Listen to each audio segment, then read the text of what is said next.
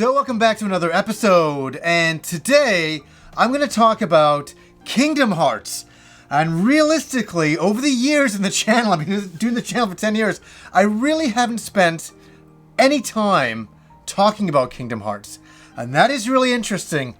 And I think it's going back to the early 2000s and the shame I felt being interested in this game. And I'm going to talk all about this. It's going to be a lot of fun. Is back in the early 2000s, there was this announcement that Square and Disney were getting together and they were making a game called Kingdom Hearts. And let me say, at the time, there wasn't YouTube and the way it is now and stuff like that. So there's only a lot of internet forums. And I was on a lot of forums, video game forums, NeoGAF back then, all that kinds of stuff. And people were absolutely losing it over this. There was a small percentage of people that were very excited about it, but there was a lot of people arguing about it, how this was the downfall of video games and the downfall of Square, and this is such a weird combination. And I'll be honest, at first I thought this is a really weird combination. Disney characters and Square characters, Final Fantasy characters getting together, cats and dogs, it didn't make any sense to me at all. And I was not into the idea. I can honestly say I was not into the idea. And then I started to see some of the character designs and I was like, okay, they're kind of charming. And oh, wow, I kind of like how they've done the Disney characters. It seems to kind of work. And I'm like, but then people were arguing once again that it's going to be a really dumbed down, silly kiddie game, and you're a little kid if you play this game. And this is 16 years ago, and at that time I was 28, and I was like, yeah, this is probably going to be a kid's game, and I'm not into that. I'm a mature gamer. I only play mature RPGs and action games and things like that. So I was kind of starting to be into that camp, but the closer it got to it, I started to see more pictures and more screenshots, and I was like, oh my god, this is winning me over. And I felt kind of like embarrassed it was winning me over. I was like, I didn't go on any forums. I'm like, I'm so excited about this. I was kind of shamed in a way. I was like, oh, just keep it quiet, John. Don't tell too many people you're into this Kingdom Hearts thing or that you're getting interested in it. It was kind of like Nintendogs. I didn't tell anybody I was into that. And even in high school, Gem the cartoon, I didn't tell anybody I was into that either. So sometimes with this hobby, you feel kind of shamed, and it's so stupid.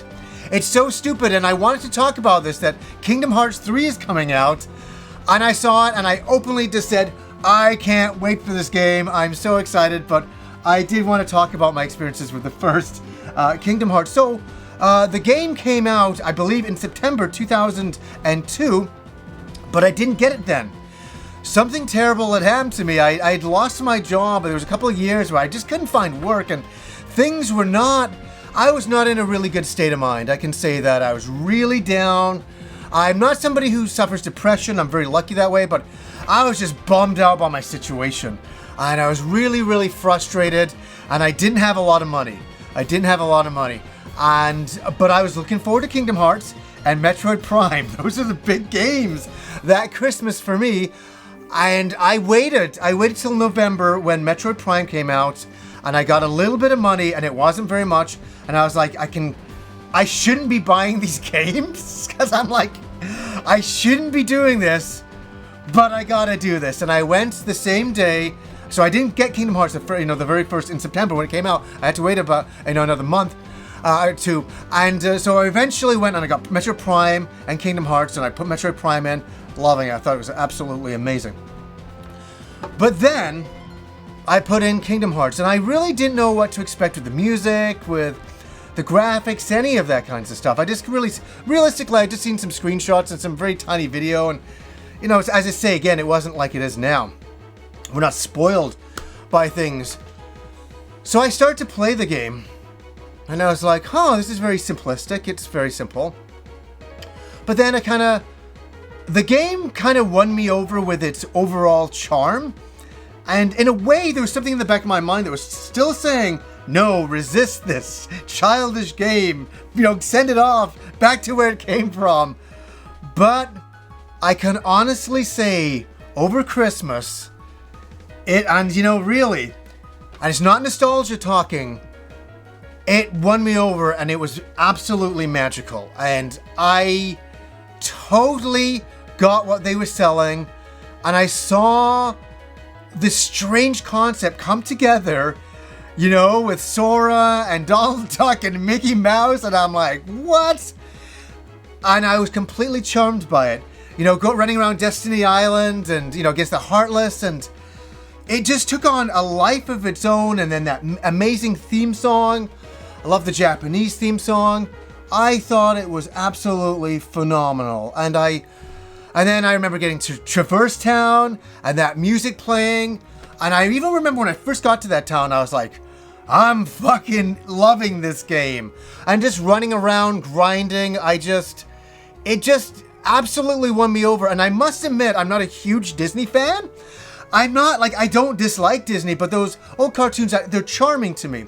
But as I've gotten older, I felt like I'd gotten a little bit away from that, where all of a sudden I was revisiting those worlds and I was like, oh man, it's just hitting something that I didn't even know was really in me.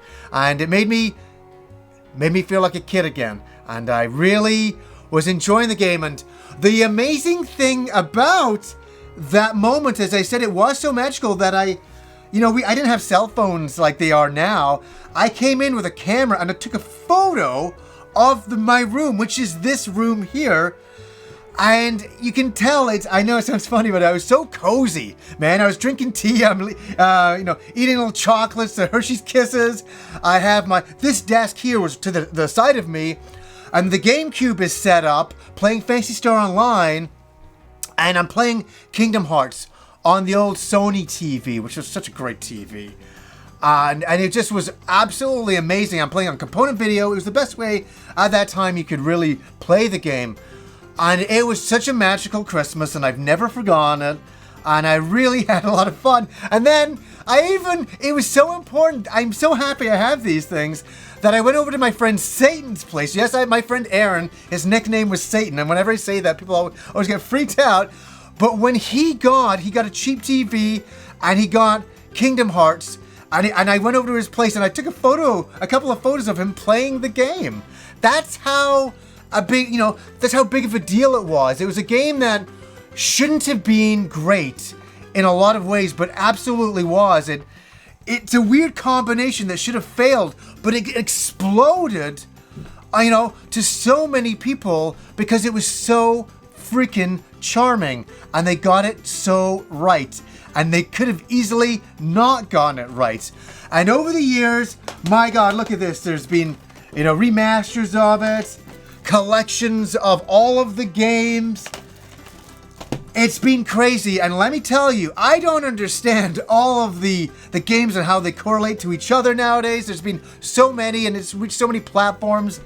It's become a bit bewildering to me, and I gotta say this, I had to watch my friend Ant Dude, that's how I discovered him, searching how to understand the Kingdom Hearts story, because it's become so huge and crazy over time. I recommend you check out Ant Dude, really great channel, talks a lot about Kingdom Hearts.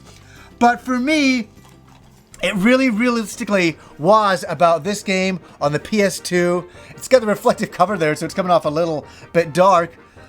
But it was a charming game, and it made me revisit Disney in a way that I didn't think I wanted to. And I was resisting, but it turned out to be absolutely wonderful. And the music still to this day takes me back, man. Takes me back. And the game isn't perfect by any means. It has a lot of control issues at times. The gummy ship, I'm trying to remember, was really annoying. It was so simplistic. I was like, why is this here? It feels like a different game. But still, it is charming, and it's a product of the time, and something that I really, really enjoyed. And I'm telling you, I am so thrilled and excited about Kingdom Hearts 3. And I'm 44 years old now. And that is the most amazing thing I can say about this franchise, that it won me over then, it's winning me over now, And I think I'll always continue on with this series. And, you know, when we get the next Kingdom Hearts 4 in the next 20 years away type of thing. But I want to come in here and share some of my memories with the game and what it was like that Christmas when it came out and what the reception was like. And, you know, eventually it did win a lot more people over. All those angry people in the forums finally said, you know, I got to give it a shot too. And I was one of those people. And I'm so happy that I did that Christmas 16 years ago. So anyways, guys, until next time.